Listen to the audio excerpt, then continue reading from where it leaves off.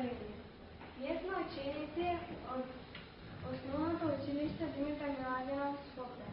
Денес ќе ви представиме како се создава и како работи водениот ксилофон. Инструмент кој ние сами го направиме. За нашиот експеримент потребни 8 шишиња вода марке, Лимиер, прекапени бои, дрвена или метална лажица и носител музичката скала. ние предходно со маркер и лимиер обележавме шишињата докајќи ги наполниме со вода. За да може подобро да видиме колку се полни шишињата, во секој од нив додававме прехранбена боја. Шишињата ги подредивме според количина на вода во нив. Да видиме како звучат шишињата кога се празни.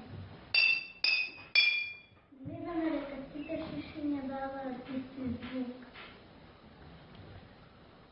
Нашиот музички експеримент е подготвен, да видиме што сме направили.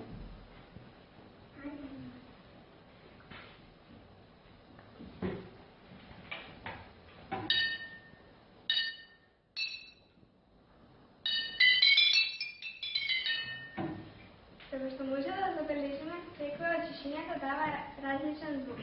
Тоа е така, бидејќи шишето со најмногу вода се разликува од шишето со најмалку вода. Тоа е така, бидејќи секогаш кога ќе го удриме шишето, тоа создава вибрација на стаклото. Таа понатаму патува низ водата како звучен бран, а бранот се пренесува на воздухот во шишето. Колку што е шишето пополно со вода, толку е звукот понисок. И обратно, колку што е шишето попразно, толку е звукот повисок. Тоа е така, бидејќи висината на звукот зависи од фреквенцијата што се формира во воздухот во секоја од шишињата.